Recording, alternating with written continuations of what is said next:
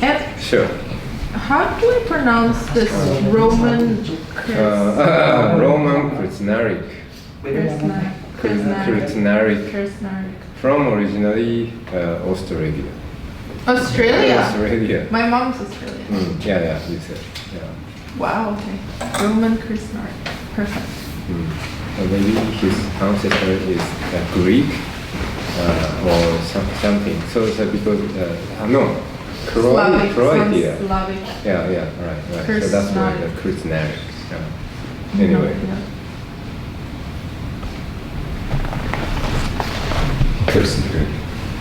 Can you hear? Yeah. Okay, ready? Podcast will start in 3, 2, 1. Which camera was it? Today we have Shohei Matsumoto. Shohei Matsumoto is a Japanese Buddhist monk with over 2 decades of experience. He is the chair and co-founder of Interbeing and the founder of the Institute of Temple Management. He is the author of several books, including A Monk's Guide to a Clean House and Mind and A Quiet Mind, which has been translated for the first book into more than 17 languages. Now it's more, almost 20. Wow, almost 20 languages. He has also translated works such as Roman Krznaric's The Good Ancestor, How to Think Long-Term in a Short-Term World. He is recognized internationally, having delivered lectures and workshops around the globe, and has been featured in the prominent publications such as the Japanese Times, The Guardian, and Forbes Japan. In June 2023, Forbes Japan named him one of the 100 hopes to save the world. He earned a BA in philosophy from the University of Tokyo and an MBA from the Indian School of Business. Hello, Shohei. Thank you so much for joining us today in the Shelf Therapy podcast. How are you and how do you find Ubud, Bali? Yeah, thank you so much for inviting me to such a wonderful opportunity, and I'm really happy to be here. And this is the very first time for me to visit Ubud, Bali, and even Indonesia. Oh wow! So yeah, that's an incredible moment for me to be here. So it's surrounded by this stunning views. It's really our pleasure, and we're so happy to have you because the festival is also all about cultural exchange and having people not just experience Bali, but we also have people coming from all over the world to share their knowledge and wisdom from wherever they come from. So we're so happy to have you. Before we talk about books, I want to know, how do you feel to be named the 100 Hopes to Save the World? And can you tell us a little bit about that? So it's too much, right? Too much pressure. Too much pressure. So I myself don't have any power or the special skill or knowledge to save the world, but at least I believe that we can hope to make a better world collaboratively. So yeah, I'm happy to be part of that. I mean, with your practices, I really believe that if everyone implement that, we can really, really change the world. Yes. But I want to know more about you, maybe a little bit more on a personal level and your sort of relationship with literature and books and reading, and also how you grew up and how you ended up or become the person that you are today. So it's a long journey. Yeah. So I'm already, I turned 45. So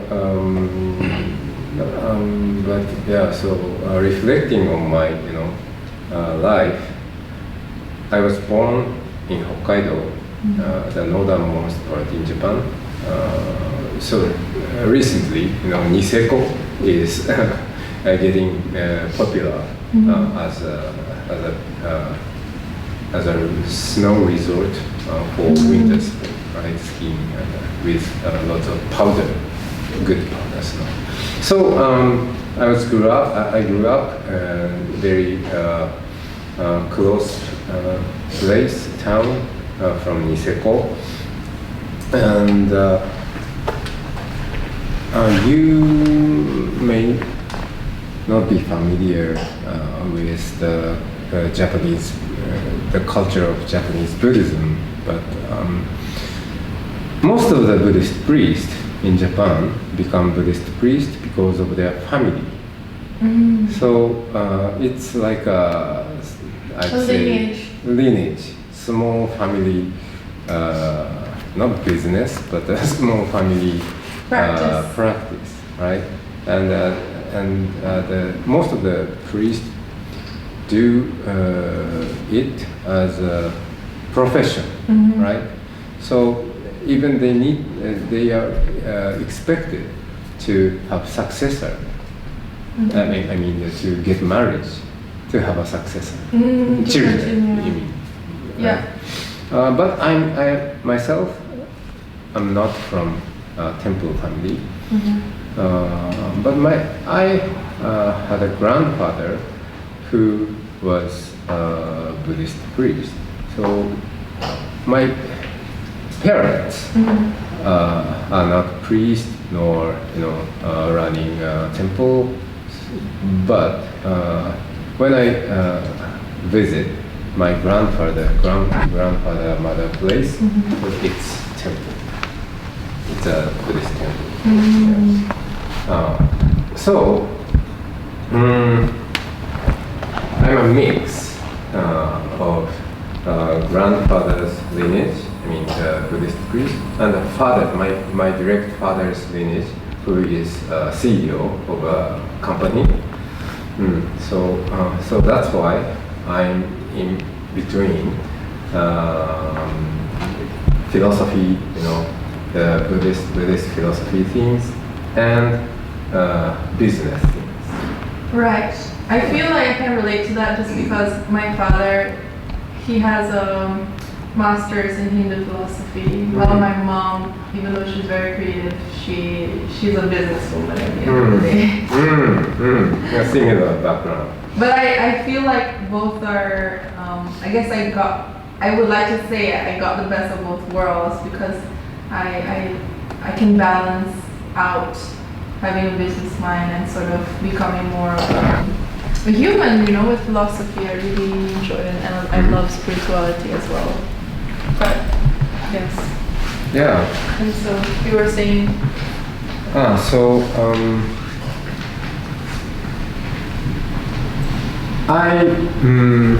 My father didn't say to me, "You must succeed my business."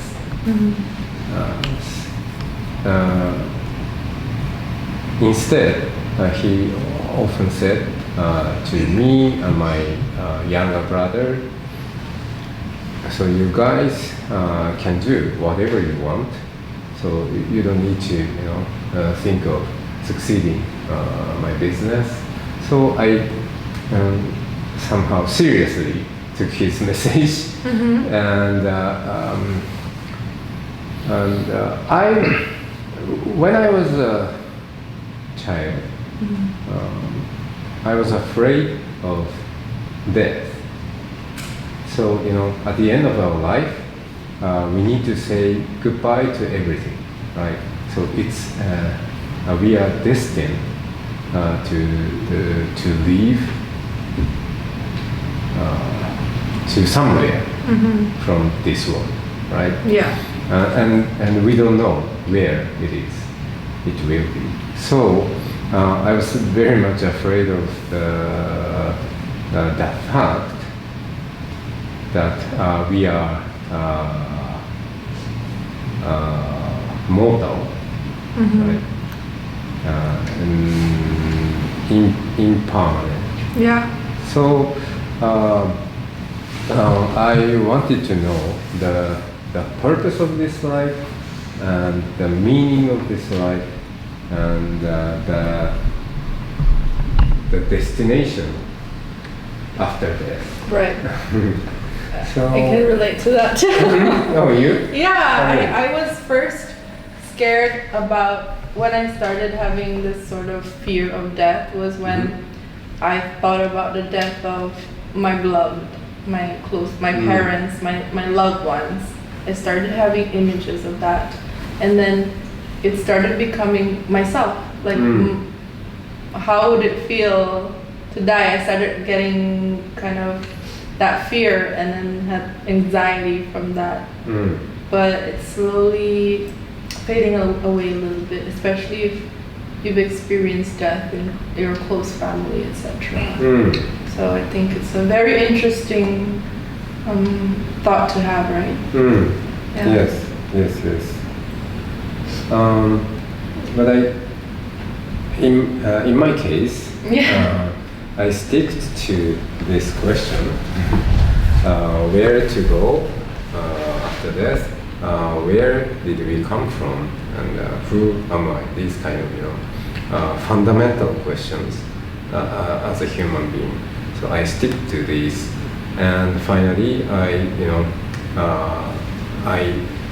decided to major Western philosophy in university.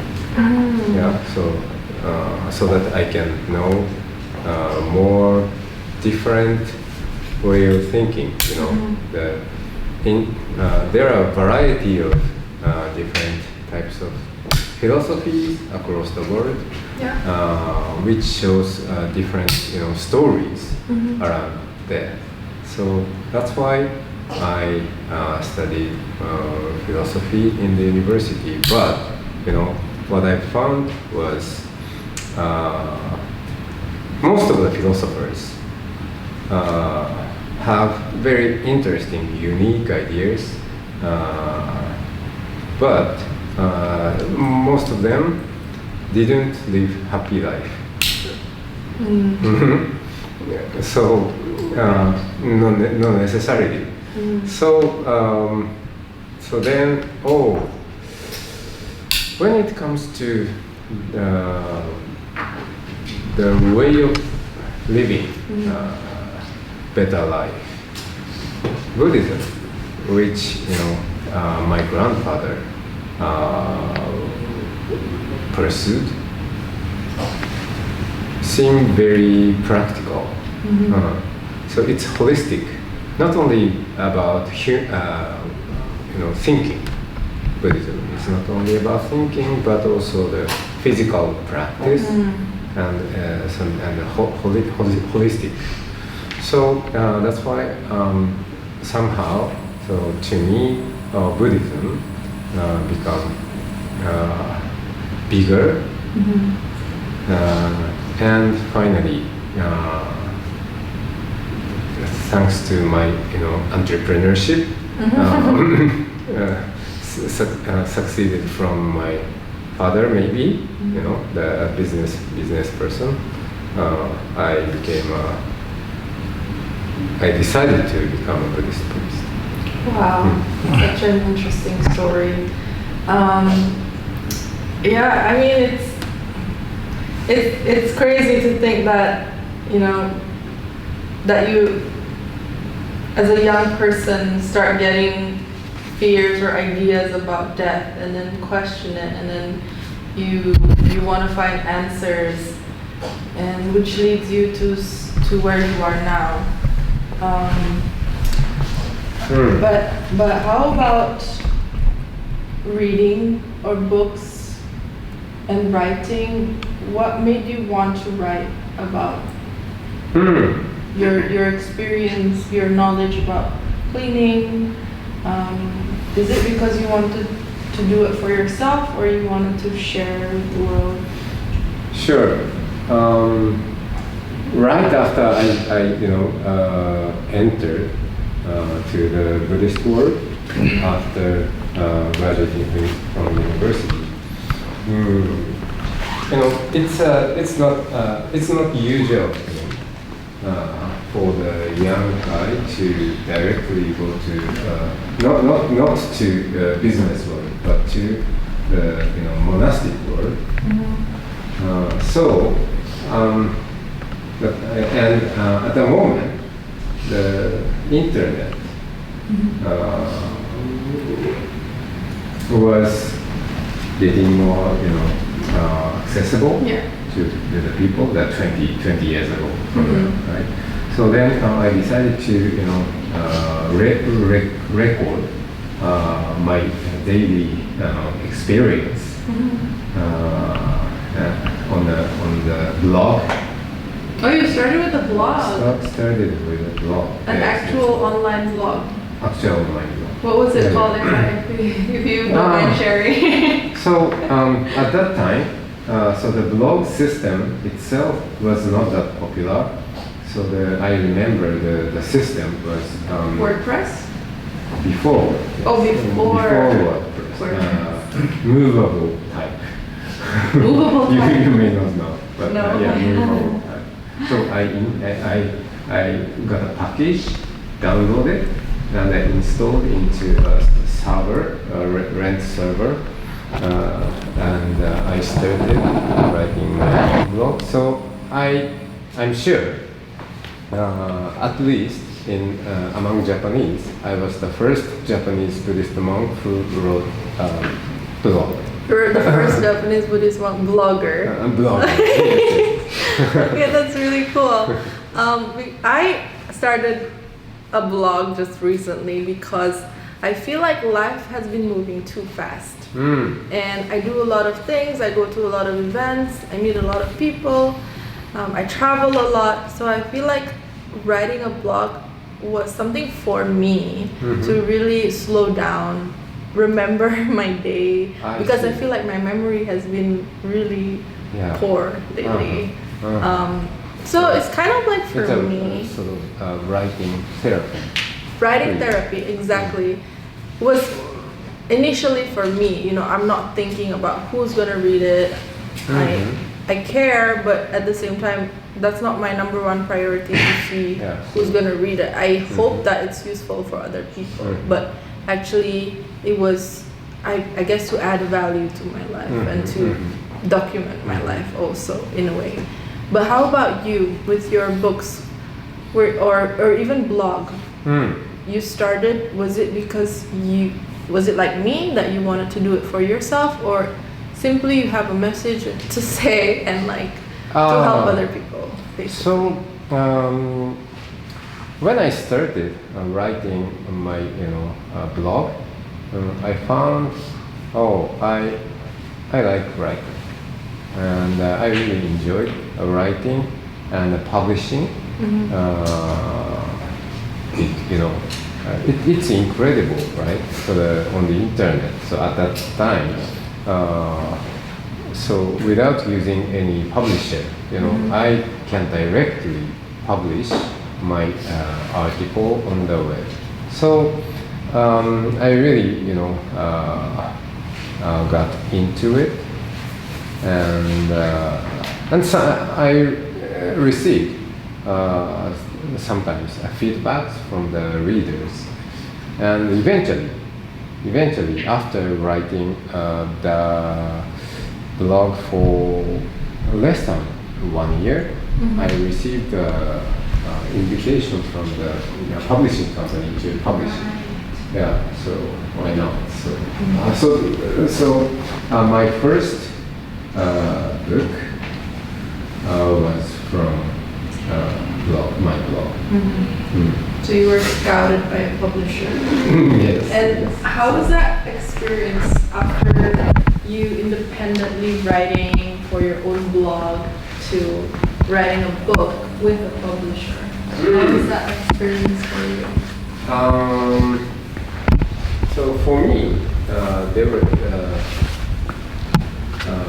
was no scene I mean, so it's a seamless thing between writing blog and publishing the content as a book. What to my friend is good ancestor. So the book I translated from Japanese and English to Japanese. Because I met the author of the book, Roman Kurtzenberg, and in a conference online, and this is a session called Good Ancestor. Oh, it's interesting, and I found that this is the guy who wrote this book. So I want to read the book before I joined the session, right? Right. Yeah. So then, so he said, okay, but there is no Japanese edition yet. So I can send a English copy to you. So then I read through the book and found it very interesting and meaningful. Right. To my colleague, monk friends. Yes. Because Japanese Buddhism is mostly all about ancestral worship. In a sense. So, which I know very little about, but I really love learning about. So, sure.